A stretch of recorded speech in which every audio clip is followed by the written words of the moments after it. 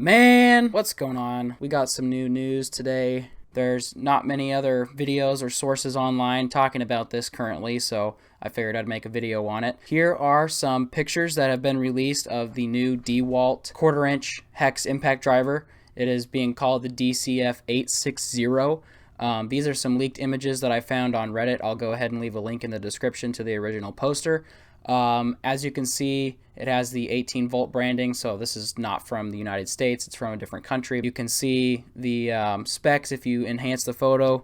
It appears to have 4,500 impacts per minute up to 3,800 RPM. This looks like it is going to be the next upgrade in the line of XR impact drivers. Hopefully it'll be a competition to Milwaukee's M18 Fuel and Flex's 24 volt, Cobalt's 24 volt, and all these other brands out here who are making these impact drivers that are pushing more RPMs and more torque than DeWalt's. So we'll have to wait and see. I don't currently have any specs other than the ones listed on the label. Guys, go ahead and leave a comment in the comment section if you know anything about this drill. I'll make an updated video if anything new happens. Thanks for watching. Have a good day.